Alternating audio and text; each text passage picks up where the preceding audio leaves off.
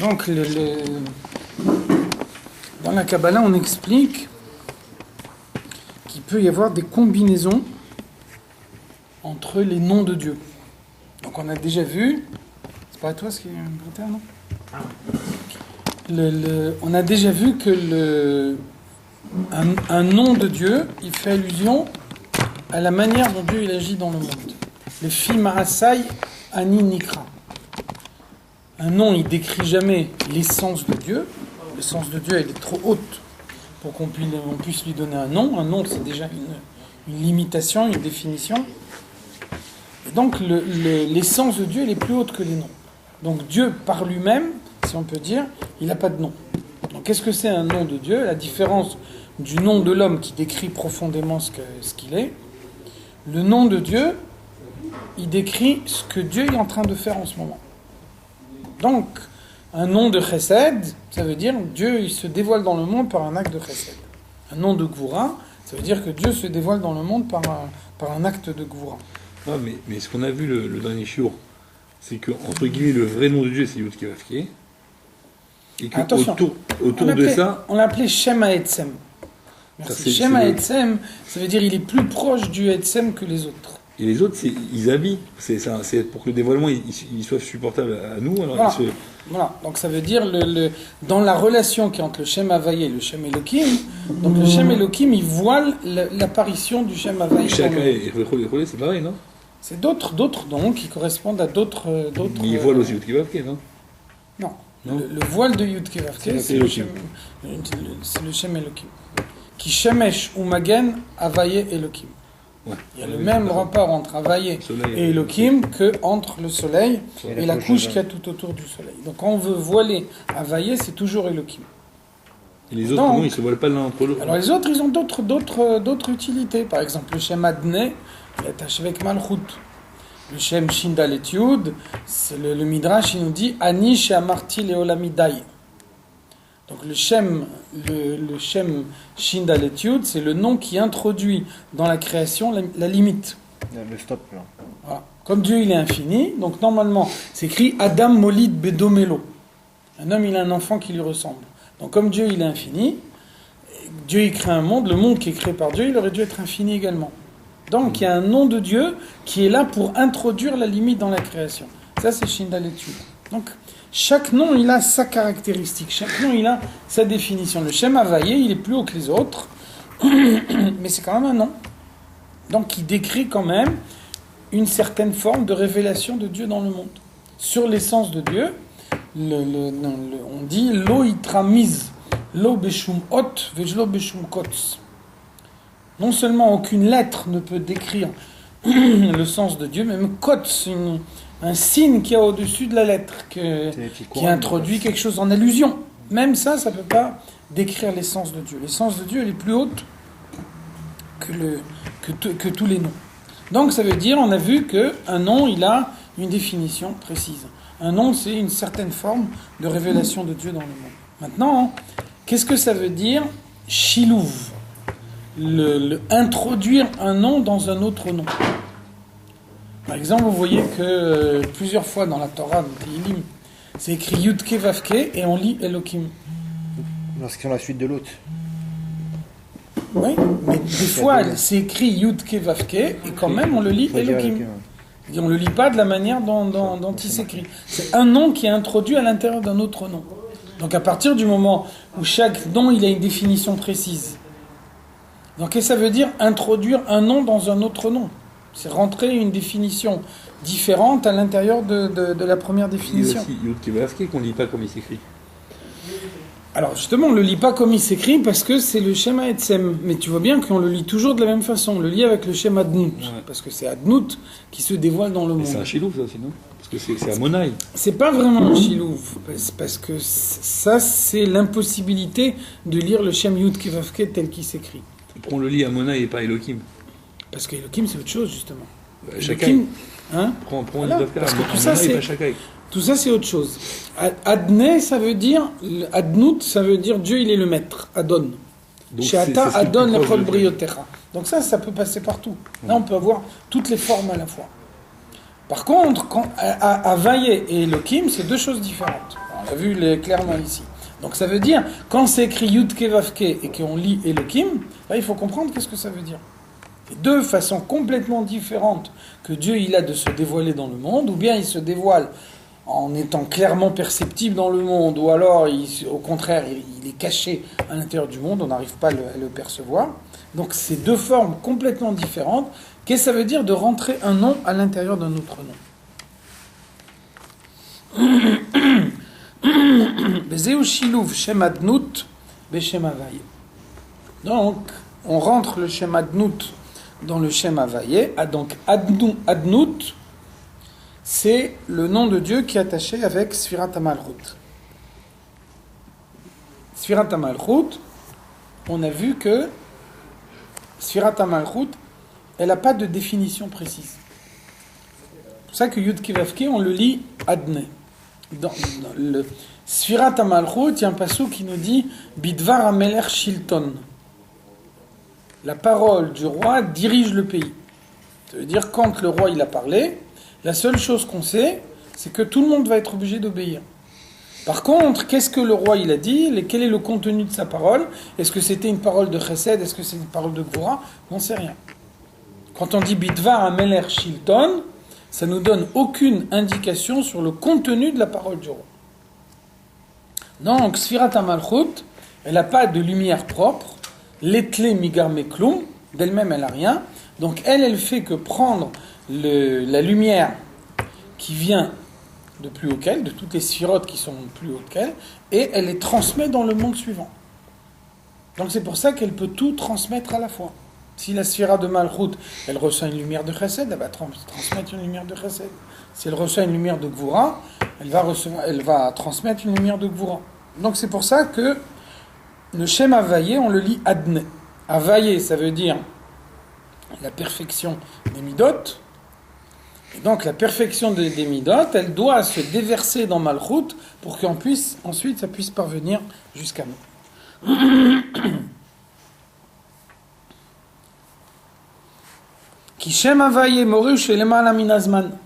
Pourquoi on a besoin de ce shilouv?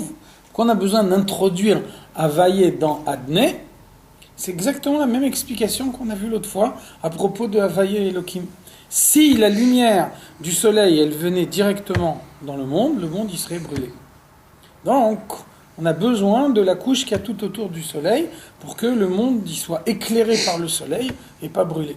De la même façon, si le nom Havaye il arrivait directement au monde, sans passer par le nom Elohim, le monde il exploserait. Il ne pourrait pas supporter le dévoilement il serait trop intense. Alors donc, deuxième explication, le Shem Havaye il est plus haut que le temps. Havaye c'est la contraction de Haya Hove Veiye. Il a été, il est, il sera. Donc qu'est-ce qu'on voit? Que dans le monde, un instant il appartient ou au passé, ou au présent, ou au futur. On ne peut pas appartenir aux trois à la fois. Donc là, qu'est-ce qu'on voit dans le nom Yud Ke Vav Ke? On prend les trois à la fois, passé, présent et futur, et on les met dans un même mot. Comme s'il y avait un instant du temps qui pouvait appartenir à la fois au passé, au présent et au futur. Donc ça, dans les limites du monde, c'est pas possible. Le monde, il est inscrit dans la dimension du temps, et donc le monde, il ne peut pas supporter quelque chose qui est plus haut que le temps. C'est pour ça que quand c'est écrit Yud Ke Vav Ke dans le Sidour, on ne lit pas Yud Ke Vav Ke, mais on lit Adne. Adne, c'est Malchut. Et Malchut, elle réintroduit le temps. Parce que Malchut, elle fait la différence entre le jour et la nuit. Par exemple, le matin, les Juifs ils font la tfila. La tfila du matin, c'est le moment où toutes les nitzutzot qu'on a élevées la veille, elles reçoivent l'élévation. Donc ça veut dire, pendant la journée, Malchut, elle fonctionne du bas vers le haut.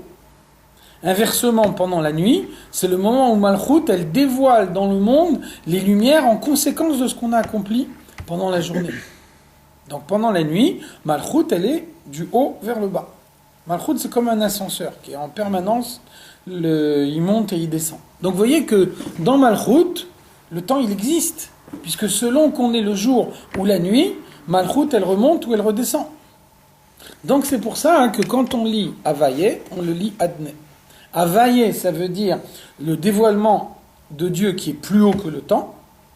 Et donc le dévoilement de Dieu qui est plus haut que le temps, il ne peut pas se dévoiler dans un monde qui est soumis au temps. Donc, on le lit adné, de cette façon-là, on prend le dévoilement et on le fait redescendre dans le temps, et là il peut rentrer dans les choses du monde. C'est à ce moment-là qu'on peut rentrer la lumière de Dieu dans les choses du monde. Oui, il y a quelque chose qui a dire quoi là. On dirait que c'est comme un chisachon dans le... Pourquoi il y a besoin de tant de noms? Pourquoi un nom, il va se faire exploser? Pourquoi il n'a pas fait en sorte que ça explose pas s'il se dévoile comme ça? C'est quoi la matara de tout ça? Matara de tout ça, c'est de se dévoiler à nous. C'est après, il ne pouvait pas se dévoiler au Fenrigui là. C'est pas un chisachon? Non, c'est pas un chisarod. Au contraire, c'est pas un chisarod. Non seulement c'est pas un chisarod, mais c'est même un plus. Ça veut dire quoi? Ça veut dire que on a vu déjà, on a l'habitude de dire Dieu est infini. En réalité, c'est impropre. Quand on dit Dieu est infini, ça veut dire Dieu ne possède pas la dimension finie. Donc c'est une erreur, Dieu est infini. Ce qu'il faut dire, c'est Dieu est plus haut que la notion d'infini et de fini. Donc ça, dans Sefer Yetzira, on dit Keshem she'eshlo koach bilti ba'al gvul, kach yeshlo koach bigvul. De la même façon que Dieu il est infini, Dieu il est aussi limité. Ça ne veut pas dire que Dieu est limité, ça veut dire Dieu il dépasse les notions d'infini et de limite. Lui, il a les deux à la fois.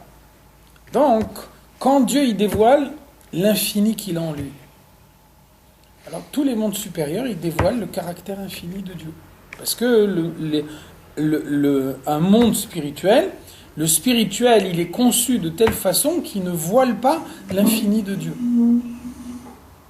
Donc, dans les mondes spirituels, ou alors avant la création, le caractère infini de Dieu, le Biltiba al-Gvul, il se dévoile. Maintenant, on nous dit que Shem Kshaeshlo Koach be Biltiba al-Gvul, Kach Yeshlo Koach be-Gvul. Alors comment Dieu il exprime ce Koach al-Gvul qu'il a en lui? Comment il fait pour le dévoiler? Donc la solution que Dieu y prend, c'est que Dieu il crée un homme. Cet homme il est limité. Donc comme il est limité, il peut agir dans la dimension limitée. Seulement cet homme-là, il n'a pas d'existence indépendante. L'homme il existe que par la partie de Dieu qu'il a en lui. Donc quand l'homme il agit dans le monde, par son intermédiaire, c'est Dieu qui agit. Seulement, quand l'homme il agit dans le monde, il n'en a pas conscience. Il a l'impression d'exister de façon indépendante. Il a l'impression que quand il prend une décision, il la prend lui-même sans subir de pression. Parce que quand un homme il agit par ses forces propres, et ses forces propres, ça veut dire les forces d'une créature limitée, ça a pour conséquence qu'il agit dans la limite.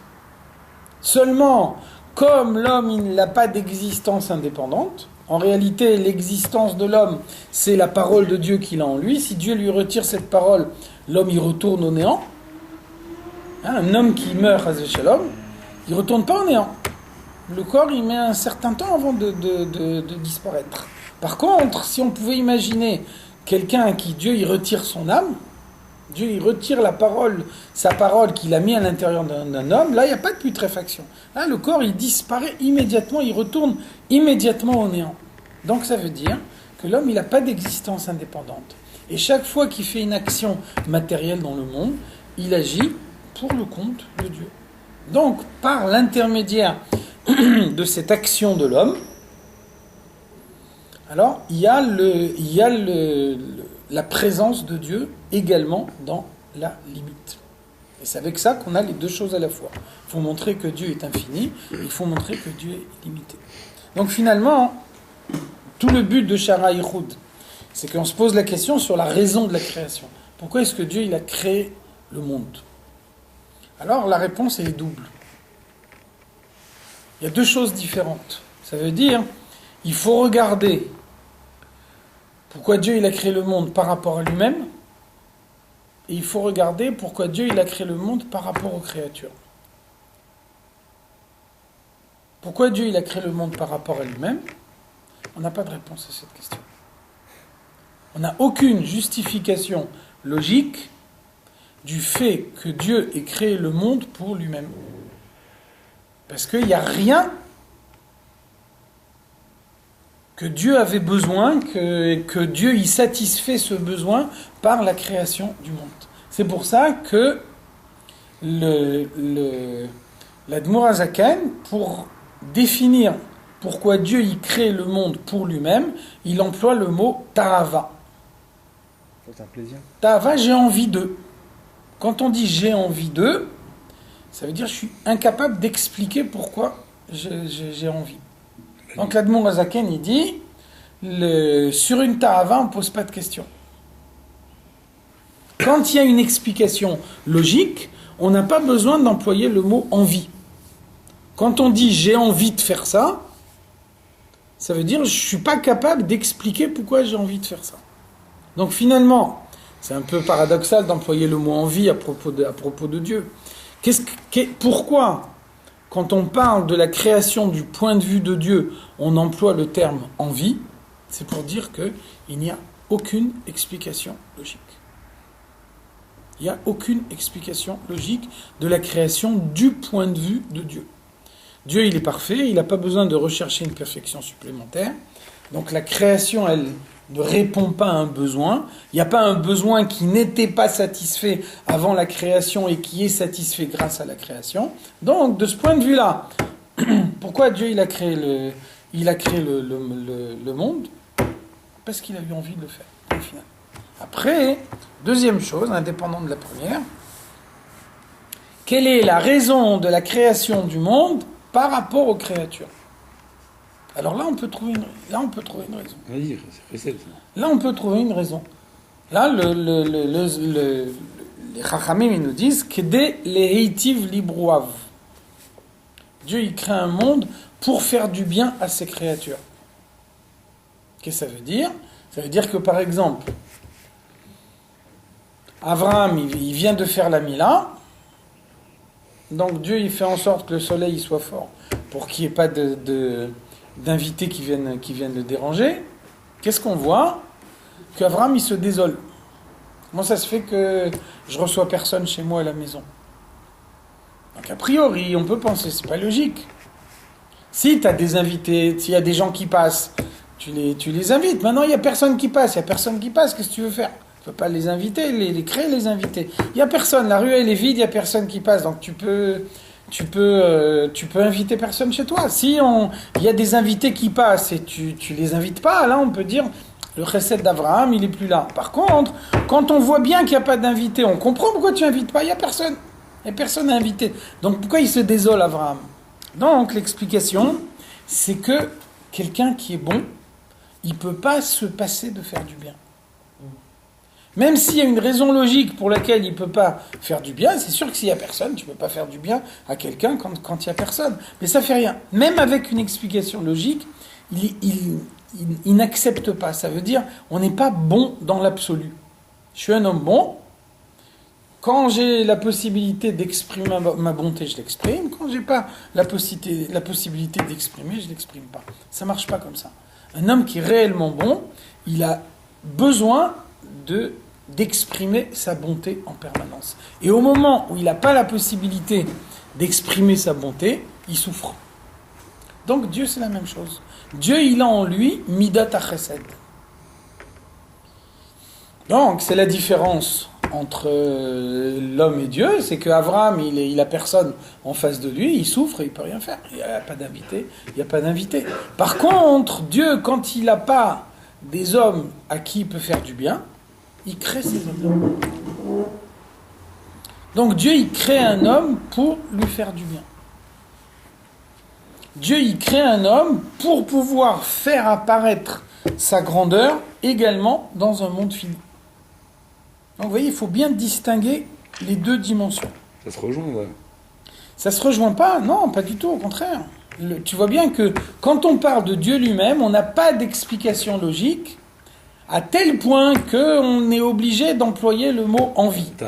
Mais quand on dit que C'est dur de dire le mot ta'ava sur Dieu. Oui, mais on n'a pas autre chose. Quand on dit qu'il a créé les hommes pour leur donner du bien, hein, c'est-à-dire qu'il y avait un besoin de Non, créer. Il y avait non, pas du tout. Au contraire, par rapport à moi, j'ai pas besoin. Moi, j'ai besoin de rien. Simplement, comme je sais que toi, ça te fait plaisir, donc je le fais pour te faire plaisir à toi. J'ai demandé.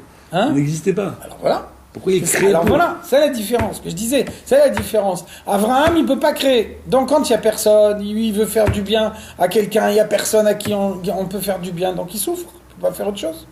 Par contre, Dieu, quand il veut faire du bien à quelqu'un et qu'il y a personne, il le crée. C'est la différence entre l'homme et Dieu. Et sinon, si on n'aurait pas créé quoi? Il aurait souffert qu'il y ait nous, comme Abraham. Je peux pas dire il aurait souffert, mais ça veut dire l'attribut de bonté de Dieu, il n'aurait pas eu une expression concrète. Donc ça veut dire, d'un côté, c'est écrit En koach chaser poel lema'ala. Chez Dieu, il n'y a pas de différence entre le potentiel et son application. Chez un homme, il y a une différence entre le potentiel et l'application. Un homme, il crée un plan dans sa tête. Dans son esprit, le plan, il est parfait. Après, quand il met son plan en application, il s'aperçoit qu'il y a 18 problèmes auxquels il n'avait pas pensé. Et finalement, son plan qui était magnifique de la manière dont il a conçu, il est complètement inapplicable. Donc ça, chez un homme, c'est possible. Chez Dieu, c'est pas possible. Donc, En koach chaser poel lema'ala. Dieu, il n'a pas besoin d'une application concrète pour montrer la valeur de son potentiel. Donc Dieu, il n'a pas encore créé le monde, mais potentiellement, il pourrait le créer. Le fait que potentiellement, il pourrait le créer, c'est comme s'il avait créé, effectivement. Parce que chez Dieu, il n'y a pas de différence entre le potentiel et son application. Simplement, hein, on voit bien que un homme, il crée une machine. Et puis après, il nous dit la machine, elle est capable de faire telle chose et telle chose. Puis il fait une démonstration. Et on voit qu'effectivement, la machine, elle est capable de faire tout ça. Donc même si c'est quelqu'un qu'on connaît et on lui fait confiance et on sait que s'il dit quelque chose, c'est parce que vraiment c'est sûr que c'est comme ça. N'empêche que concrètement, le fait d'avoir eu une démonstration et d'avoir vu la chose de ses yeux, on a vu l'application concrète, c'est beaucoup plus fort que juste il nous a dit que ça marche. Même si c'est quelqu'un à qui on fait confiance pleinement. Donc ça veut dire, le monde, c'est la concrétisation du potentiel de Dieu. Et même que ça apporte rien à Dieu. Dieu, il n'a pas besoin de la concrétisation parce que dans le potentiel, il a déjà tout. Il n'empêche que, quand il y a une concrétisation, ça apporte quelque chose de plus. On voit bien, concrètement. Dieu, il crée un homme. Un homme, il a l'impression d'avoir une existence indépendante. Ça veut dire que tout au long de sa vie, chaque fois qu'il va faire une avéra, le ciel, il ne va pas lui tomber sur la tête. Donc un homme, il ne subit pas de pression, il n'est pas induit à avoir un certain comportement. Malgré ça, qu'est-ce qu'on voit? Qu'un homme qui est libre de ses mouvements, un homme qui est libre de décider lui-même son propre comportement, il décide de son plein gré de se soumettre à Dieu et de mettre en application la volonté de Dieu. De façon à ce que la volonté de Dieu, elle ne reste pas uniquement au niveau théorique, mais elle se dévoile concrètement dans le monde. Finalement, c'est bien la grandeur de Dieu qui est clairement établie de cette façon-là. Même si Dieu lui-même, il n'a pas besoin de ça. Dieu, ça lui apporte rien. Concrètement, le fait que Dieu il se dévoile d'une manière concrète dans le monde, ça lui apporte quelque chose de plus. Troisième point. Dira batartonim. Dieu, il veut que le monde soit l'endroit de sa résidence. Et donc, qu'est-ce que ça veut dire l'endroit de sa résidence? Ça veut dire ce qui va se réaliser quand Mashiach y viendra. Donc finalement, qu'est-ce que c'est la différence entre un homme qui est chez lui et un homme qui est à l'extérieur de chez lui? Celui qui est à l'extérieur de chez lui, il doit affronter des situations par rapport auxquelles il doit réagir. Donc il va réagir en fonction de sa personnalité. Les hommes, ils ne sont pas pareils. Donc les réactions, elles ne sont pas les mêmes. Mais donc, ça veut dire qu'un homme, il s'adapte à la situation dans laquelle il est, sans être nécessairement lui-même. Un homme, il peut être très très différent à son travail de ce qu'il est à la maison.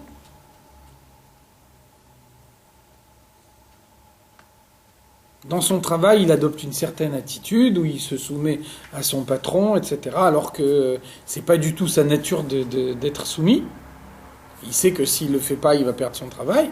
Donc il adopte un comportement qui lui plaît pas et qui correspond pas à ce qu'il est lui profondément. Ensuite, quand il rentre chez lui à la maison, là, il est vraiment lui-même. À la maison, il n'a aucune contrainte. Donc autant quand il sort de la maison, il accepte de jouer un rôle, parce que c'est nécessaire de jouer un rôle dans la vie. Après, on va le jouer plus ou moins bien, chacun selon sa personnalité. Mais en tout état de cause, quand on n'est pas chez soi à la maison, on joue un rôle, on est confronté à une certaine situation et on doit réagir par rapport à cette situation. Quand on est chez soi à la maison, on n'accepte pas. Chez soi à la maison, on veut être soi-même. Donc on va meubler la maison, on va organiser la maison d'une façon qui correspond à sa propre personnalité. Mais personne ne va accepter d'avoir chez lui à la maison quelque chose qui le décrit pas à lui, qui ne correspond pas à sa personnalité profonde. Donc finalement, ça c'est la troisième explication et c'est ça la création du monde. Dieu il crée un monde qui est la rue, qui est les situations de l'extérieur. Puis après, les hommes transforment ce monde petit à petit, et au fur et à mesure de la transformation, ce monde qui a été créé comme la rue, c'est-à-dire un endroit dans lequel Dieu il n'apparaît pas à l'évidence, un homme on peut le voir dans son travail, et en réalité on pense qu'on le connaît, mais on ne le connaît pas du tout, parce qu'après il sort de son travail, et dès qu'il est dehors, il est complètement différent de ce qu'il est dans son travail. Donc Dieu, il crée un monde qui a une certaine apparence d'indépendance, et ensuite, au fur et à mesure, les hommes, ils transforment ce monde indépendant en un monde qui est la résidence de Dieu. C'est-à-dire un monde dans lequel chaque détail de la création, il porte l'empreinte de Dieu. Et là, réellement, on a supprimé la différence entre l'infini et la limite. Le monde, il est limité. Le monde matériel, il est limité. Les mondes spirituels, ils sont infinis. Dira Batartonim, au moment où le Mashiach viendra, de la même façon que Dieu, il se dévoile pleinement dans l'infini, Dieu, il se dévoile pleinement dans la limite. C'est-à-dire que le but, c'est de mettre l'infini dans le fini. Le but, c'est qu'il n'y ait pas de différence entre l'un et l'autre. C'est de mettre l'un dans l'autre. C'est de supprimer la différence entre l'un et l'autre. C'est de montrer que il n'y a pas deux situations différentes. Après, on met pas Yud Kevavke dans Shakai.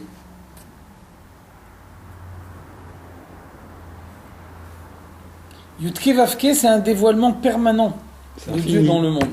Et Shakai, c'est la limite. Oui, Shakai, c'est pas dans le même schéma, la même chose. Le Shindal et Yud, c'est le nom qui a été utilisé pendant les 6 jours de la création.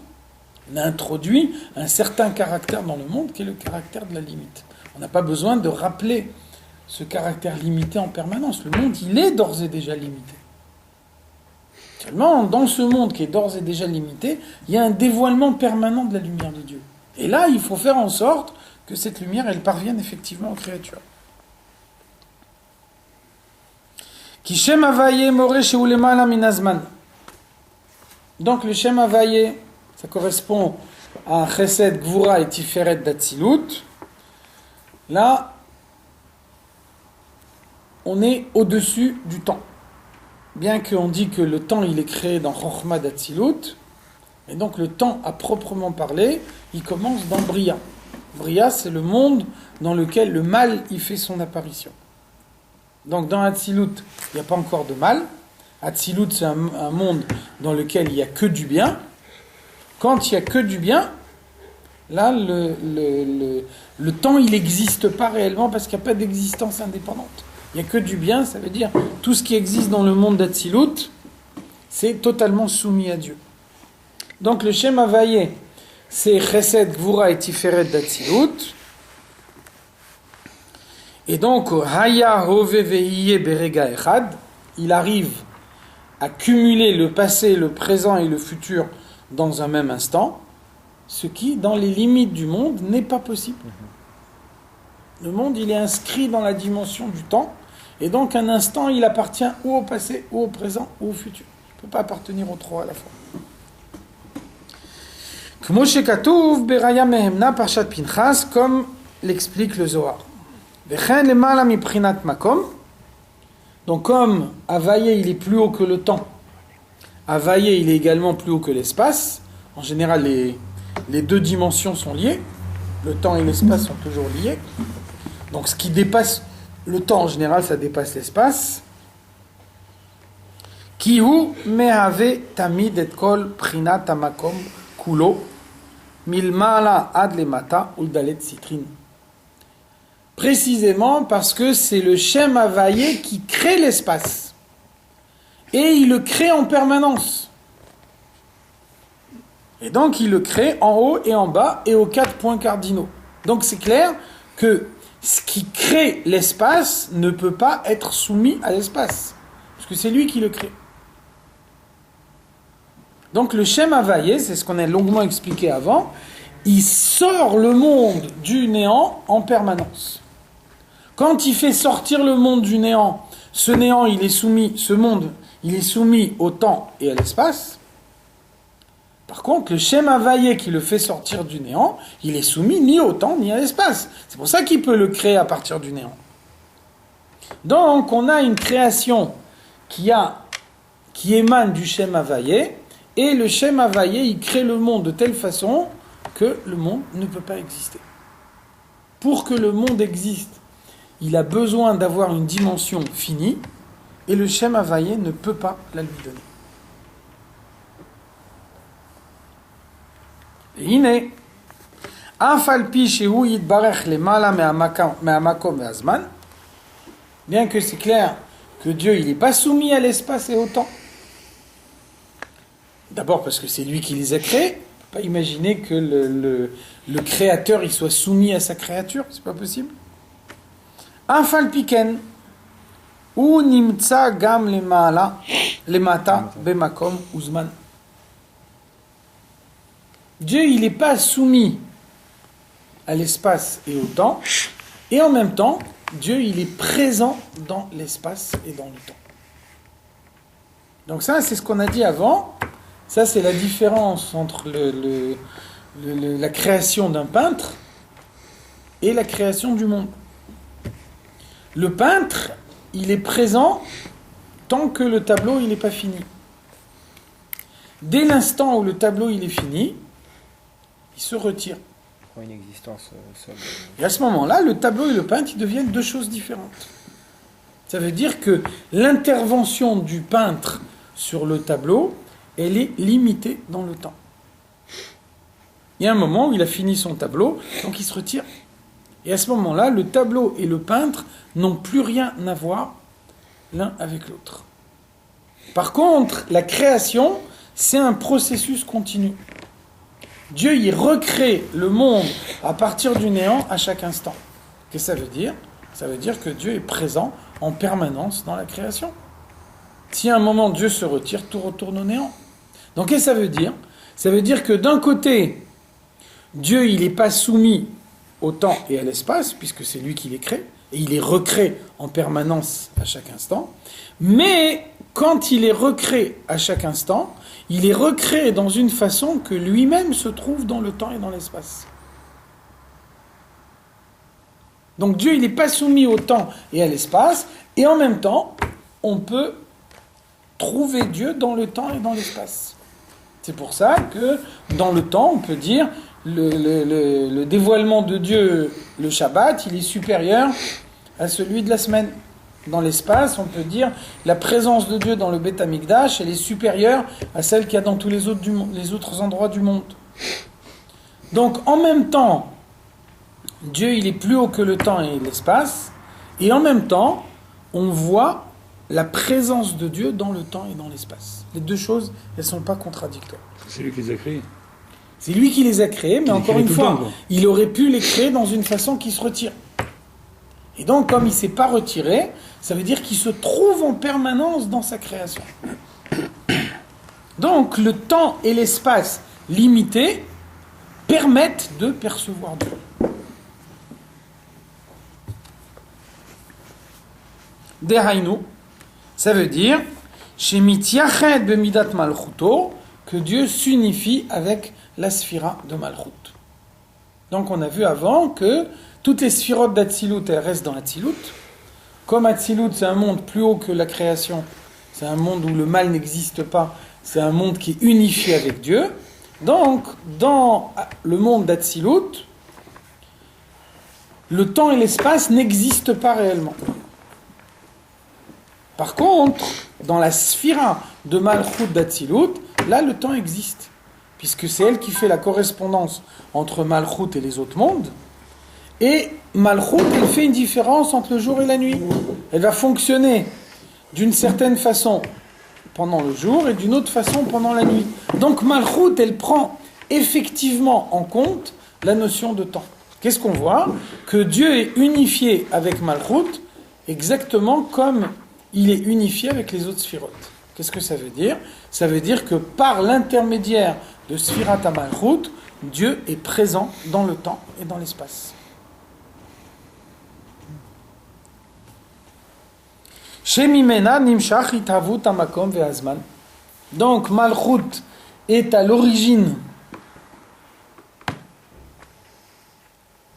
de la création du temps et de l'espace. Malchut, elle va dévoiler la lumière de Dieu dans le monde. Et donc, de la manière dont Malchut, elle va dévoiler la lumière de Dieu dans le monde, alors le temps et l'espace vont se créer de cette façon-là. Que c'est l'histoire que quand l'Admour Hazaken était en prison, le tsar, il a fait plusieurs expériences pour voir si c'était vraiment quelqu'un d'aussi haut que ce qu'on dit. Et donc il a fait enfermer dans une cellule où il n'y avait pas de fenêtre. Et après, le tsar, il s'est aperçu qu'il faisait shacharit, mincha, arvit juste à l'heure. Et donc, s'il n'y a pas de fenêtre, on n'a pas de montre, très difficile de ne pas perdre la notion du temps. Donc après, le tsar, il a posé la question à Admour Hazaken. Il a dit, comment tu fais pour savoir quelle heure il est alors que tu n'as aucun moyen de le déterminer ? Donc l'Admour Hazaken, il a dit, chaque heure, elle correspond à une certaine combinaison du nom de Dieu, par l'intermédiaire de laquelle la lumière elle se dévoile dans le monde. Donc quand je sais quelle combinaison du nom de Dieu il y a là-haut, avec ça, je peux déterminer quelle heure il y a dans le monde. Donc vous voyez comment la notion de temps, et donc d'espace qui est lié avec le temps, c'est un dévoilement direct de la lumière de Dieu dans le monde. C'est pour ça qu'on peut dire les deux choses à la fois. Dieu lui-même, il n'est pas soumis au temps et à l'espace, mais comme le moyen qu'on a de dévoiler la lumière de Dieu dans le monde, c'est Sphirat HaMalchut, et Sphirat HaMalchut, c'est pas un instrument dans les mains de Dieu, c'est Dieu lui-même. Une sphira, elle n'a pas d'existence indépendante. Une sphira, c'est une partie de Dieu. Ihu vechayoi chad, ihu vegarmoi chad. Dieu est unifié avec la lumière de la sphira. Dieu est unifié avec le keli de la sphira. Donc la sphira, elle n'a pas d'existence indépendante. Elle est unifiée avec Dieu. Dieu, il n'est pas soumis au temps et à l'espace. Il se dévoile dans le monde par l'intermédiaire de Sphirat HaMalchut. Sphirat HaMalchut, elle introduit dans la création la notion de temps et d'espace. Donc, par l'intermédiaire de Sphirat HaMalchut, Dieu est perceptible également dans le temps et dans l'espace. Donc on peut dire, tel moment, on est plus proche de Dieu que tel autre moment. Dans tel endroit, on est plus proche de Dieu que dans tel autre endroit. Et les deux choses ne sont pas contradictoires.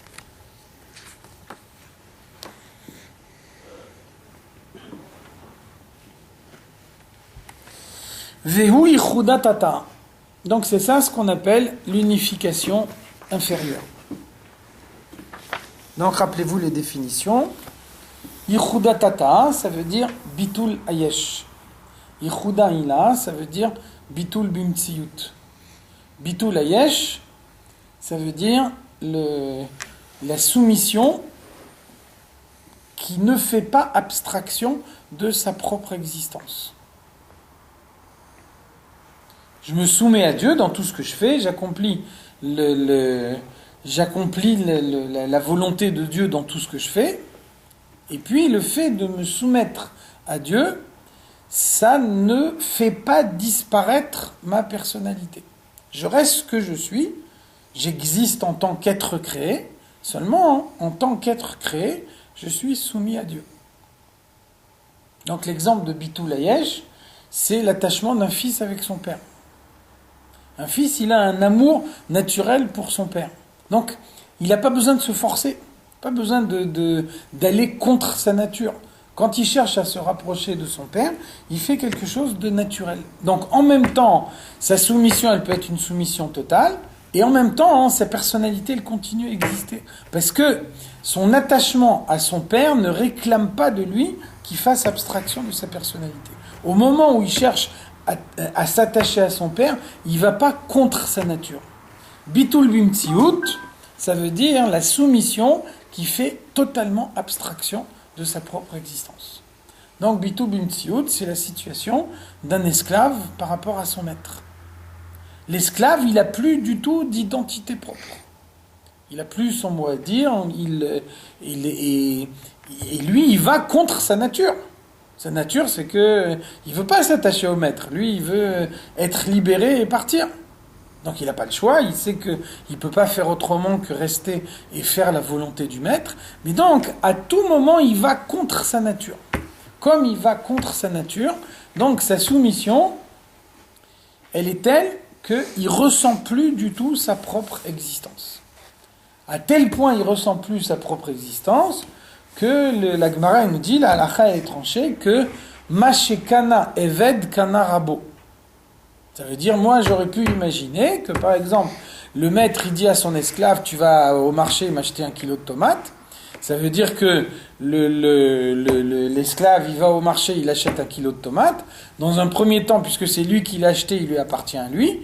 Et puis après, quand il arrive à la maison et qu'il le donne au maître, à ce moment-là, le kilo de tomates qui était avant à l'esclave, il devient au maître. Donc on voit que c'est pas comme ça que ça se passe. Maché kana eved kana rabo. Au moment où il est au marché, alors que le maître, il est assis chez lui à la maison, au moment où il est au marché, il achète 1 kilo de tomates, c'est comme si le maître lui-même, il était au marché en train d'acheter 1 kilo de tomates. Ça veut dire que l'esclave, il n'a pas d'existence propre, et au moment où il fait une action, il fait cette action pour le compte de son maître. Donc ça s'appelle bitul bimtsiyut. Et donc, ça, c'est Yichuda Ila.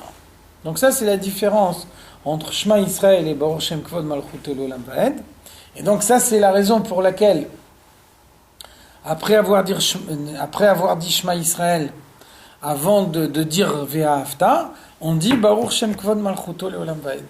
Pourquoi ? Parce que c'est pas écrit dans la Torah. Pourquoi on intercale ce pasouk à ce moment-là ? Parce que Shema Israël, c'est Yichuda Ila. Yichuda Ila, c'est un niveau profond de soumission qui fait disparaître complètement la personnalité. Et ça, c'est pas à la portée de tout le monde. Pas n'importe qui peut arriver au niveau de Yichuda Ila. Donc, avant de dire Ve'ahavta, avant de rentrer dans le détail de ce qu'il y a à faire dans le monde, on commence par dire Baruch Shem Kvod Malchut Olam Vaed, et avec ça, on fait descendre le Yichuda Ila dans le Yichuda Tata. Comme le Yichuda Tata, c'est Bitul Ayesh, c'est une soumission qui ne fait pas abstraction de sa propre personnalité, donc ça, c'est plus accessible. Ça, tout le monde peut y arriver. Et donc, une fois qu'on a dit Baruch Shem Kvod Malchut Olam Vaed, on a fait descendre le Yichuda Ila dans le Yichuda Tata, on l'a mis à la portée de tout le monde. Après, on peut continuer Ve'ahavta et Hashem Elokecha. Parce qu'on l'a rendu accessible à tout le monde. Alors que si on était resté au niveau de Shema Israël, la barre, elle aurait été trop haute, et c'est pas n'importe qui aurait pu y arriver. Vezeu shiluv havaye be'adnut baruchu. Donc finalement, le rapport qu'il y a entre Shema Israël et Baruch Shem Kvod Malchuto, c'est le rapport qu'il y a entre Havaye et Adné. Havaye, c'est la lumière de Dieu qui vient de plus haut que la création, qui n'est pas soumis au temps, qui n'est pas soumis à l'espace. Donc ça veut dire, dans un monde soumis au temps et à l'espace, si on a une lumière qui vient de plus haut que le temps et l'espace, on ne peut rien faire avec. On ne peut rien changer dans le monde. Donc, Shiluv Havaye be'Adné, on va rentrer la lumière d'Havaye dans Adné, et de cette façon-là, Dieu il va agir dans le monde par l'intermédiaire de Sfirat HaMalchut. Sa lumière, elle va rentrer dans le temps et dans l'espace, et là, elle peut agir sur le monde. Donc, grâce à l'écran de Adné, grâce à l'écran de Sfirat HaMalchut, la lumière de Dieu, elle peut agir dans le monde. Donc, c'est exactement la même chose ici. Shema Israël, si Choudaïla, c'est pas accessible à tout le monde. Quand on dit Baruch Shem Kvod Malchuto, on le fait descendre dans Ichuda Tata, et là, ça devient accessible à tout le monde. Là, on décrit un niveau auquel tout le monde peut arriver. Derainu, ça veut dire Shemehuto ve'atzmuto yitbarech, que l'essence de Dieu, non pas uniquement la lumière telle qu'elle se dévoile dans le monde, mais l'essence de Dieu, Anikra Beshem Ensof Baruchu. Comment on l'appelle l'essence de Dieu? On l'appelle Ensof. Ensof, ça veut dire le contraire de la création. Dans la création, tout a une limite. Donc le fait même de l'appeler Ensof, c'est pour montrer qu'il ne peut pas se dévoiler dans la création. Alors qu'est-ce qu'on voit? Que ce Ensof qui est fait de telle façon que normalement il ne peut pas se dévoiler dans la création, Malé et kol haaretz mamash bisman umakom. Il emplit le monde dans le temps et dans l'espace. Seulement, on ne le voit pas. Pourquoi? Parce que le monde, il est inscrit dans le temps et dans l'espace, et donc le monde, il ne peut pas dévoiler quelque chose qui n'est pas dans le temps et dans l'espace. C'est comme dans le monde, il y a des ondes hertziennes qui passent. Si vous n'avez pas un décodeur qui capte les ondes hertziennes, c'est comme si ces ondes-là, elles n'étaient pas là. Donc, il y a la présence de Dieu dans le temps et dans l'espace, et quand un homme, il n'a pas le décodeur, alors il les capte pas. Et à ce moment-là, il a l'impression que le monde a une existence indépendante. Donc, c'est ça le but de la création, c'est de faire passer les choses à l'intérieur du monde. De mettre en évidence la présence de Dieu dans le temps et dans l'espace. De montrer comment chaque objet matériel du monde, il est lié avec Dieu. Et le fait d'être inscrit dans le temps et dans l'espace ne l'empêche pas d'être lié avec Dieu. Et donc, quand on a pleinement accompli la mission, quand chaque objet matériel du monde, il porte l'empreinte de Dieu, là, on a réalisé Dirabat Artonim. Là, le Mashiach, il vient. Ça, c'est le but de la création. Donc ça, c'est important, parce que ça veut dire que, malgré ce qu'on pense couramment, on considère en général que la venue du Mashiach, c'est une récompense. La récompense, c'est ce qui fait suite à l'action. C'est-à-dire, dans un premier temps, on demande à un homme d'agir. Pendant le moment de l'action, la récompense, elle n'existe pas. Un homme, il fait un travail, à la fin du mois, on lui donne son salaire. C'est-à-dire que pendant tout le mois, on ne lui doit pas son salaire. Le salaire, il n'existe pas. Le salaire, il commence à exister seulement à la fin du mois, en fonction de tout le travail qu'il a fait dans le mois. Donc si on dit, la venue du Mashiach, c'est une récompense, ça veut dire, toute cette notion de Dirabat Artonim, toute cette possibilité de transformer la matière du monde, pour l'instant, elle n'existe pas. Et ensuite, quand le Mashiach y viendra, il y aura une transformation du monde pour pouvoir introduire dans le monde quelque chose que pour l'instant, il ne s'y trouve pas. Donc, c'est pas ça l'explication. C'est pas comme ça l'explication. Le Mashiach, c'est pas quelque chose qui va se dévoiler après, par la suite. Le Mashiach, il est présent depuis le début de la création. Oh, mais quand un homme il travaille, chaque jour de travail, ça fait partie du salaire de la fin. Oui. Il a manqué, il aura moins. Donc chaque Oui, jour il oui, bien compte, sûr. c'est pas qu'à Mais la fin la ça crée. preuve qu'il n'y a pas une relation directe entre le travail et le salaire, c'est que deux personnes qui font le même travail peuvent avoir deux salaires différents. On peut imaginer deux personnes qui font exactement le même travail, ils n'ont pas le salaire. Ils n'ont pas le même salaire. Donc s'il y avait un rapport direct entre le travail et le salaire, à ce moment-là, n'importe qui aurait fait le même travail, il aurait toujours eu le même salaire. Le fait qu'on peut imaginer un salaire différent pour un travail identique, ça prouve bien que le travail et le salaire, c'est deux choses différentes. Oui, mais la venue du Mashiach, ça dépend de nos actions en nous, non? Alors, qu'est-ce que ça veut dire? Ça veut dire la venue du Les Mashiach, conséquences, là, ça n'est pas le dévoilement de quelque chose de nouveau. Ça veut dire, pour l'instant, le monde, il est fait de telle façon que Dieu ne peut pas se dévoiler dans le monde. Et puis après, quand Mashiach il va venir, à ce moment-là, Dieu, il va changer la règle du jeu.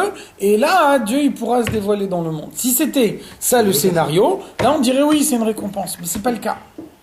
D'ores et déjà, maintenant, Dieu, il se dévoile dans le monde. Dieu, il s'introduit dans le temps et dans l'espace. Simplement, nous, on ne le voit pas. Et le fait que nous, on ne le voit pas, c'est un manque chez nous. C'est pas un manque dans le monde. Donc, le monde, il est effectivement transformé. Donc, ça veut dire, la résidence de Dieu dans le monde, c'est pas une récompense, mais c'est la création véritable.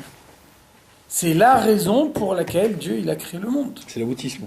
C'est l'aboutissement, ça veut dire l'aboutissement au sens où c'est là que le monde il est créé comme il doit être réellement créé. C'est-à-dire que pour l'instant, on est encore dans une phase préalable de la création. Mais pour l'homme, c'est qu'un bienfait, le venue du Mashiach.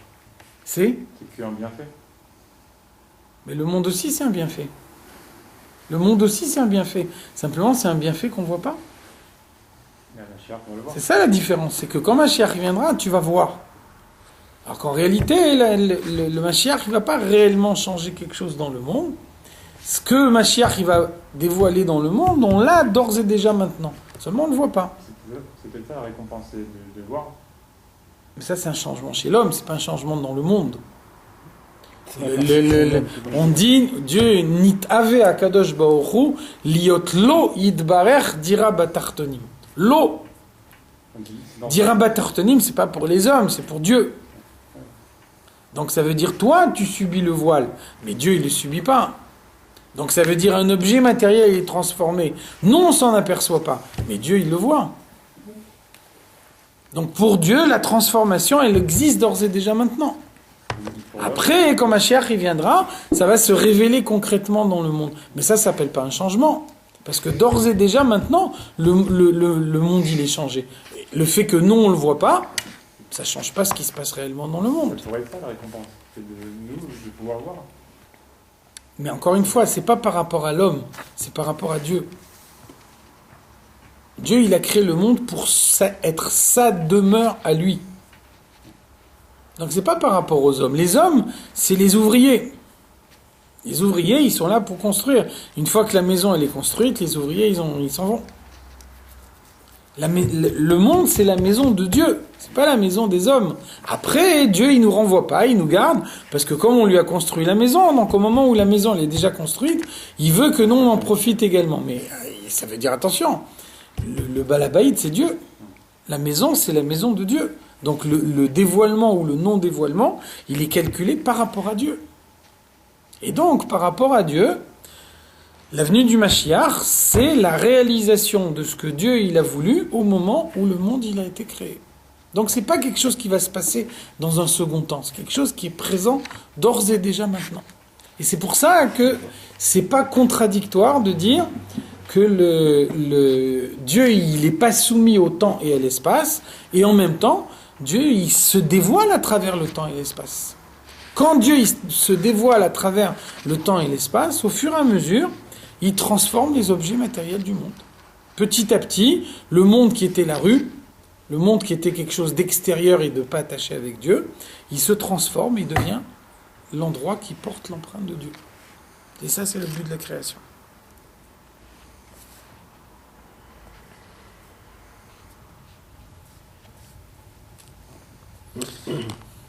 Ki bashamayim imal u ba'aretz.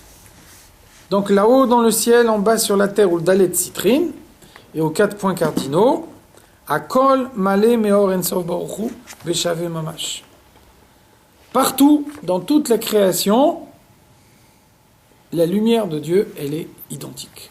Et donc, ça veut dire que la notion de haut et de bas, la notion de gauche et de droite, c'est une notion qui est dans notre perception. Mais ce n'est pas une notion qui existe dans l'absolu. Nous, on a tendance à dire, le haut, ça veut dire là où la lumière de Dieu, elle est pleinement dévoilée. Le bas, ça veut dire là où la lumière de Dieu, elle est cachée. Ça, c'est ce qu'on a l'habitude de dire couramment. Cette phrase, elle ne veut rien dire. La lumière de Dieu, elle est en haut exactement comme elle est en bas. Il n'y a pas de différence. Et c'est l'œil de l'homme qui change. Voilà. Donc le haut, c'est là où la lumière de Dieu, on la perçoit comme telle. Le bas, c'est là où la lumière de Dieu, elle n'est pas perçue comme telle. Mais elle est là. Il n'y a strictement aucune différence entre la présence de Dieu là-haut et la présence de Dieu en bas. Il y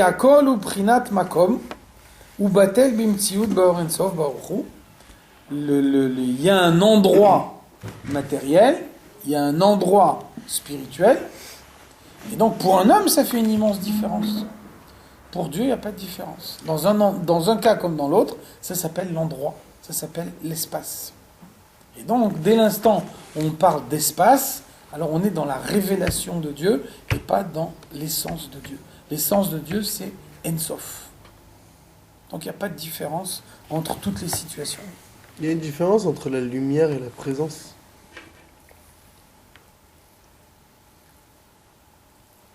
Dans la lumière, il y a une notion de passage. Lumière, c'est un éclairage. Ça veut dire la lumière, ça veut dire un juif, il met les tefilines, au moment où il met les tefilines, il y a une lumière de Dieu qui descend d'en haut vers le bas. La présence, ça veut dire par exemple l'endroit du Beth Amikdash, c'est l'endroit de la présence de Dieu.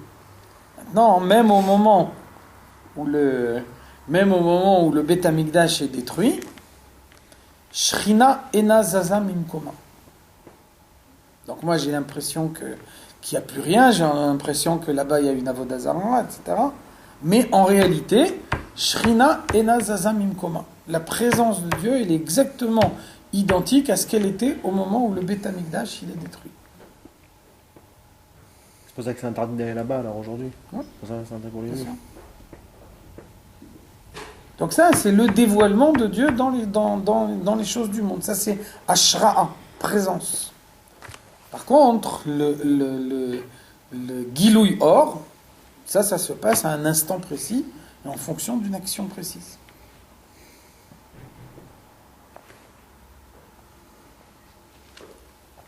Amitlabesh bo al yadei midat malchuto amiyuchedet bo yitbarech. Et donc, chaque fois que Dieu se dévoile dans le monde, il se dévoile par l'intermédiaire de Sfirat HaMalchut. Et donc c'est Sfirat HaMalchut qui va donner à la lumière de Dieu l'apparence du temps et de l'espace. Cette apparence, elle est nécessaire pour pouvoir rentrer dans les limites du monde, et puis en même temps, elle est nécessaire pour que Dieu soit présent dans le temps et dans l'espace. Ça veut dire que Dieu ne se sépare pas de la création. C'est Malchut qui amène ça. Bien sûr.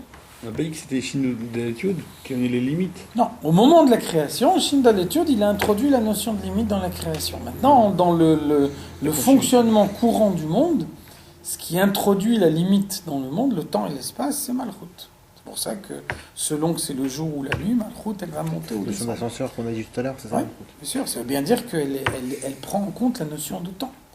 Pendant la nuit, elle ne fonctionne pas de la même façon que pendant le jour. Ça veut bien dire prendre en compte la notion de temps. Et le temps, c'est Shin d'Aletiud qui l'a introduit. Non. Shin d'Aletiud, c'est la limite à l'intérieur de la création. Le temps, c'est une limite. Non. Le temps, il a commencé dans Chokhmah de Hatzilut. Chokhmah de Hatzilut, ça veut dire il y a un moment où j'ai compris, il y a un moment où j'ai pas compris. Je réfléchis, et au début je comprends pas, puis tout d'un coup j'ai un éclair dans ma tête, Et après, tout le raisonnement que je vais construire, je vais commencer à le construire à partir de cet éclair. Donc là, il y a bien une notion de temps. Il y a avant que l'éclair il apparaisse dans ma tête, et après que l'éclair il apparu dans ma tête. Ça, c'est le moment où le temps il fait son apparition. Ra'ak shemidat malchuto imidat atzimtzum ve'ester. Et donc, comment c'est possible? Ce qu'on vient de dire, que Malchut, elle est totalement unifiée avec Dieu. Et en même temps, Malchut, elle véhicule en elle le temps et l'espace. Donc ça, c'est la nature même de la royauté. C'est que l'autorité du roi, elle ne dépend pas de sa présence. Vous voyez que, par exemple, quand le maître il donne un enseignement, si vous voulez recevoir l'enseignement du maître, il faut être à côté de lui. Si vous êtes loin, il n'y a aucune possibilité de recevoir son enseignement à distance. Inversement, le roi, il est enfermé dans son palais. On peut même imaginer des sujets qui n'ont jamais vu le roi, ils ne savent pas à quoi il ressemble. Malgré tout, quand le roi il donne un ordre, tout le pays obéit, même ceux qui sont à 10 000 km du palais. Donc c'est des gens qu'ils n'ont jamais vu le roi de leur vie, peut-être qu'ils ne le verront jamais de leur vie. Et malgré ça, dès l'instant où le roi il donne un ordre, tous ces gens-là, ils vont immédiatement obéir à l'ordre du roi. Donc ça, c'est la nature de Malchut, qu'on ne retrouve pas dans toutes les autres midotes. C'est que Malchut donne la possibilité d'une action à distance qu'on ne retrouve pas dans toutes les autres sphirotes. Pour comprendre, il faut être à côté de celui qui explique. On a vu tout à l'heure pour Abraham. Abraham, il veut faire du bien à quelqu'un. Il faut que celui à qui il veut faire du bien, il est à côté de lui. C'est pour ça que quand il n'y a personne, il se lamente. Il ne fait pas du bien à distance. Il faut être à côté de celui à qui on veut faire du bien. Donc toutes les midotes, toutes les sphirotes en général, elles fonctionnent à proximité. Sauf Malchut. Le caractère même de la royauté, il permet la distance. Donc, grâce à la distance de Malchut, on peut introduire dans le temps et dans l'espace qui dépasse le temps et l'espace. Donc, vous voyez comment on a vu déjà avant, on revient sur cette idée, vous voyez comment Malchut, elle a vraiment un rôle clé dans toute la création. C'est pour ça que le passouk qui dit Malchutra Malchut kol olamim. Chaque besoin, dans chaque monde, on a besoin de Malchut. C'est tout ce qui fait tenir le monde. C'est ça aussi ce qu'on a vu avant, l'importance de la fête de Rosh Hashanah. Le but de Rosh Hashanah, c'est de reconstruire Malchut. Donc vous voyez que ce n'est pas une simple chose.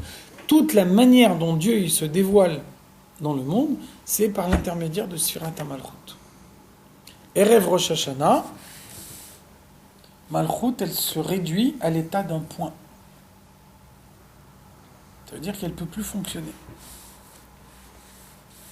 Donc ça veut dire pendant toute la nuit, pendant toute la première nuit de Rosh Hashanah, le monde il est comparé à un homme qui dort.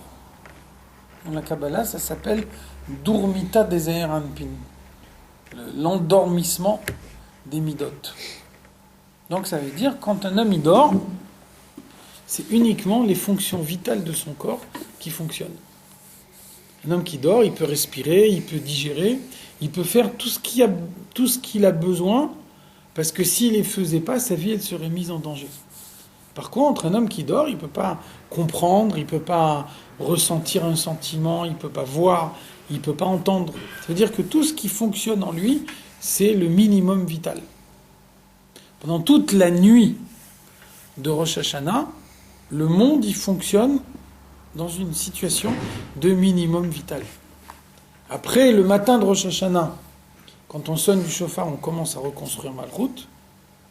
Donc c'est pour ça qu'on sonne du shofar. Et quand on sonne du shofar, on introduit le souffle par le côté le plus petit, et le son, il sort du côté qui est le plus grand. Donc le côté qui est le plus petit, il a la forme d'un point. Ça, c'est Malchut qui est devenu un point. Et donc le son qui sort de l'autre côté, du côté qui est le plus large, ça, c'est Malchut qui commence à se reconstruire.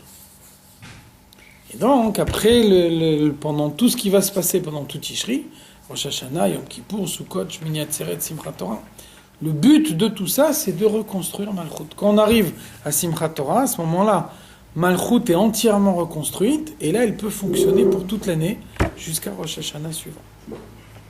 Donc c'est pour ça qu'on vous dit, le Tishri, c'est Chodesh Klali.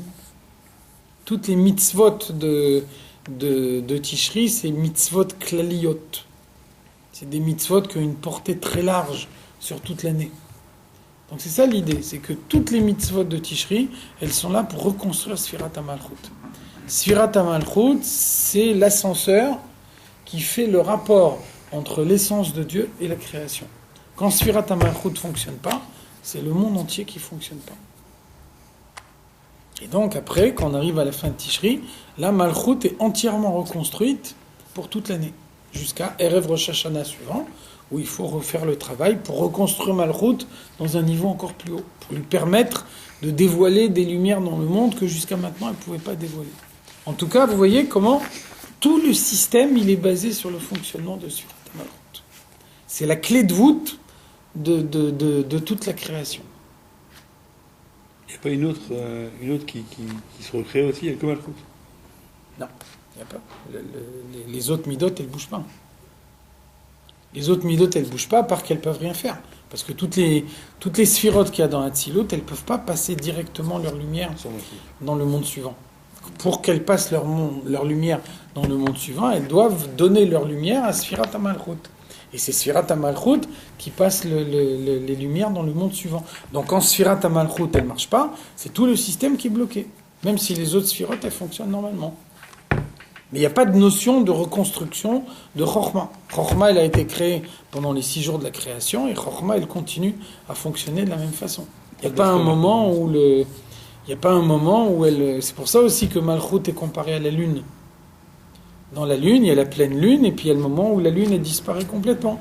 Puis après, on la reconstruit, et elle s'élargit de plus en plus, puis après, elle redisparaît à nouveau. Et Sfirat HaMalchut, c'est pareil. Mais Shavuot n'a pas de lien avec Malchut. Comment ? Shavuot n'a pas un lien avec Malchut. La reconstruction de Malchut, c'est en Tishri. Ensuite, elle est reconstruite pour toute l'année, et elle fonctionne pour toute l'année. Après, on a besoin de Pessah, on a besoin de Shavuot, mais ça veut dire le fonctionnement de Malchut, qui est à l'origine de toute la création, il se fait en Tishri. Donc c'est pour ça qu'on dit que le but de Rosh Hashanah, c'est la Mich et Hashem. Oui. C'est ça les Hamlir. Ça veut dire les Hamlir, ça veut dire le reconstruire Sfirat HaMalchut. Vous dites que Malchut est construit pendant les fêtes de Tishri, mais si on faisait pas les fêtes de Tishri, c'est pas indépendant de l'action de l'homme. Absolument. C'est l'homme Si tous les Juifs faisaient la grève, le monde y retournerait au néant. C'est dépendant de... Absolument. C'est fabriqué par qui alors? Le verset il dit Ou malchuto beratson kiblu aleem. Le roi, il peut pas s'imposer lui-même comme un roi. Un roi, il ne peut régner que dans la mesure où le peuple, il accepte sa royauté. À tel point que parmi les kochot hanefesh, parmi les forces de l'âme, donc il y a un koach hamlucha, il y a une force de régner, un homme, il ne peut pas réveiller lui-même la force de régner. Il faut que ce soit les autres qui viennent la réveiller en lui. Dans toute l'histoire du peuple juif, on ne voit jamais quelqu'un qui dit « moi je vais devenir roi ».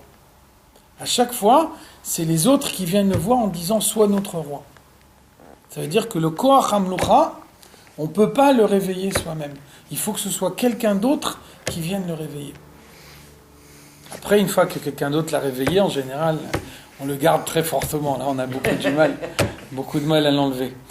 Mais tant que le Koach Hamlucha, il n'est pas encore réveillé, un homme, il ne peut pas réveiller le Koach Hamlucha par lui-même. Donc c'est ça, ou malchuto beratson kiblu aleem. Toute la légitimité du roi, elle vient par le fait qu'il a été désigné par le peuple. S'il n'est pas désigné par le peuple et il veut s'imposer comme roi, à ce moment-là, ça s'appelle un dictateur. En hébreu, c'est Moshel. Moshel, c'est pas Melech. Moshel, Memshala, ça veut dire il impose son autorité. Il ne s'appelle pas un roi dans ce cas-là. La définition d'un roi, c'est que le roi, il est élu par le peuple, il est désigné par le peuple.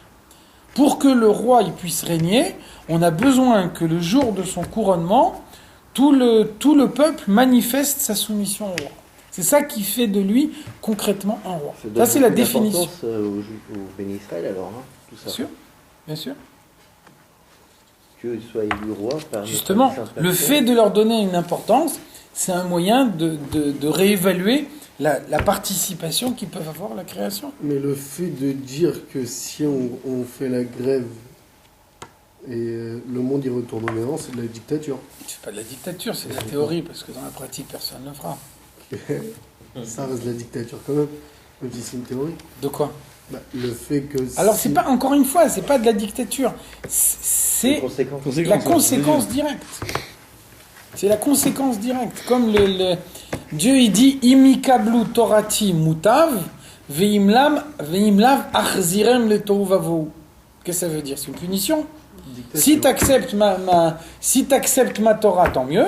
Si tu n'acceptes pas ma Torah, je te fais retourner au néant. C'est pas une punition, c'est une conséquence. Ça veut dire Dieu, il a créé le monde avec de la lumière.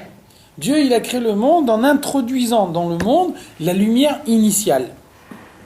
Maintenant, une fois que cette lumière initiale, elle a été introduite dans le monde, pour que le monde y continue à exister, on a besoin de continuer à introduire en elle de la lumière.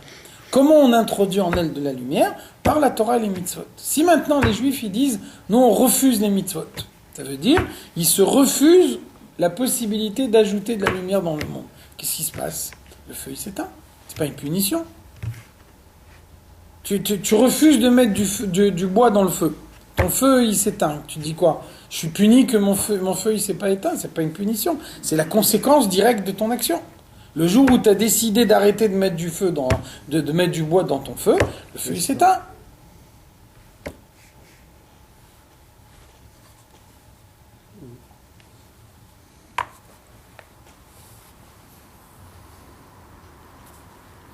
Rak shemidat malchuto imidat atzimtzum. Donc c'est ça la caractéristique de Malchut qu'on ne retrouve pas dans toutes les autres sphirotes, c'est que Malchut subit le tzimtzum. Malchut peut descendre la lumière de Dieu dans le monde sans qu'on sente sa présence. Donc attention, tzimtzum, on a déjà vu plusieurs fois, donc on insiste beaucoup sur cette idée-là. Tzimtzum, ça ne veut pas dire contraction. Le sens littéral de tzimtzum, c'est contraction. Contracter, ça veut dire il y a quelque chose qui a un certain volume, vous le contractez, ça veut dire il a maintenant un volume inférieur. Il a un volume inférieur, ça veut dire il n'est plus présent dans tous les endroits où il était avant. Donc le tzimtzum, il ne faut pas l'interpréter au sens littéral. Dieu, il est présent après le tzimtzum, exactement de manière identique à ce qu'il était avant le tzimtzum. Donc la seule différence introduite par le tzimtzum, c'est qu'on ne le perçoit pas. Comme on ne le perçoit pas, on a l'impression d'avoir une existence indépendante, et ça c'est la condition nécessaire pour que le monde y puisse exister. Tant qu'un enfant il est dans le ventre de sa mère, il n'a pas d'existence indépendante. Le jour où il sort du ventre de sa mère, à ce moment-là, la mère et l'enfant, ça deviennent deux existences différentes. Si il n'y a pas de tzimtzum et on crée le monde de telle façon que l'homme il a l'impression d'être une partie de Dieu, il n'a pas d'existence indépendante. S'il n'a pas d'existence indépendante, ça veut dire que le monde il n'existe pas vraiment. C'est là que Dieu fait intervenir le tzimtzum. Et le tzimtzum, c'est une modification de la perception de l'homme qui lui donne le sentiment d'avoir une existence indépendante. À partir du moment où il a l'impression d'avoir une existence indépendante, alors il va prendre ses décisions lui-même. Il va décider lui-même ses choix dans la vie. Il va décider de faire la volonté de Dieu ou Chas v'Shalom de s'en écarter. Et donc, en fonction de ce choix, il va agir de sa propre initiative, non pas parce qu'on lui impose quelque chose. Et ça, c'est une condition indispensable pour que le monde y puisse exister. Donc, vous voyez bien, tzimtzum, ça ne veut pas dire, Chas v'Shalom, retrait de Dieu de la création. voile de sa lumière et donc des endroits où il éclaire pas du tout. Le tzimtzum, ça veut dire retrait de la perception de la lumière. La lumière, elle est là exactement de manière identique, mais Donc c'est à l'homme à qui on retire la perception. c'est à l'homme à qui on retire la perception. Mais la lumière en elle-même, elle n'a pas. Et la lumière, elle est là exactement Elle est de pas manière identique. C'est pour ça que, par exemple, la période de l'exil, elle s'appelle Hester Panim. Dieu voile son visage. Donc dans la Kabbalah, on nous dit, il y a un niveau dans la Kabbalah qui s'appelle Nim Velonim. Il dort et il dort pas. Donc ça, on dit que une biche, elle a très peur d'être attaquée. Et donc quand elle dort, elle a un œil fermé, un œil ouvert. Ça veut dire qu'elle dort et puis en même temps, elle reste vigilante pour savoir s'il y a un danger qui s'approche, elle peut réagir immédiatement. Donc ça s'appelle le niveau de Nim Velonim. Dieu, il dort et il dort pas. Donc ça veut dire le temps d'exil, ça s'appelle Hester Panim, c'est un moment où la présence de Dieu elle est voilée dans le monde. Et par exemple, vous voyez que le miracle de Purim, ça s'est passé pendant le temps de l'exil, ça s'est passé pendant un moment où les Juifs avaient fait des avérotes, ils ont participé au festin d'Achashverosh. Donc qu'est-ce qu'on voit ? Malgré le Hester Panim, Balayla Ahu Nadeda Shnat HaMelech, la Gemara nous dit Malko Shel Olam. C'est qui était le sommeil de qui il était troublé? Le sommeil de Dieu. La période de l'exil, c'est une période de sommeil de Dieu. Malgré ça, bien que Dieu il est entre guillemets dans un moment de sommeil, mais au moment où les Juifs ils sont en danger, Dieu il se réveille. Donc vous voyez que l'exil il s'appelle Hester Panim, le visage de Dieu il est caché, Dieu il dort, la présence de Dieu on la ressent pas, et malgré tout Dieu il est présent. Et quand il a besoin de réagir, il réagit immédiatement. Donc c'est ça le tzimtzum. Le tzimtzum, c'est pas un voile dans l'absolu, c'est un voile par rapport à la perception de l'homme. Les hastir or ensof baruchu. Donc de cette façon-là, la lumière de Dieu elle est voilée. Chez lo yitbatlu azman ve'amakom mimitziutam legamre. Le tzimtzum que subit Sfirat HaMalchut lui permet de garder les dimensions du temps et de l'espace. Donc le temps et l'espace continuent à exister, seulement comme Sfirat HaMalchut n'a pas d'existence indépendante, Sfirat HaMalchut c'est une émanation de Dieu. Donc par l'intermédiaire de Sfirat HaMalchut, c'est le temps et l'espace qui absorbent Dieu. Dieu se dévoile dans le monde par leur intermédiaire. S'il n'y avait pas ce voile de Malchut, alors le monde ne serait pas inscrit dans le temps et dans l'espace, et à ce moment-là, le monde il n'existerait pas. Parce que le monde, il peut être un monde que dans la mesure où il subit le temps et l'espace. Donc ça veut dire, le tzimtzum, il permet d'intégrer le temps et l'espace sans modifier la présence de Dieu dans le temps et dans l'espace. Et donc, de cette façon-là, le Dieu, il est omniprésent dans le monde, et en même temps, le monde, il n'a pas d'existence propre. Le monde, il a l'impression d'être dans le temps et dans l'espace, et de cette façon-là, le monde, il peut exister.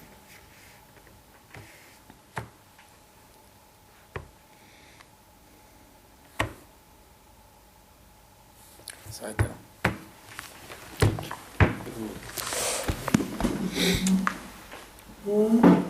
Et ce qu'on a vu tout à l'heure avec le Eved et Ben,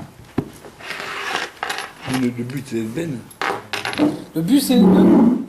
Le but, c'est les deux.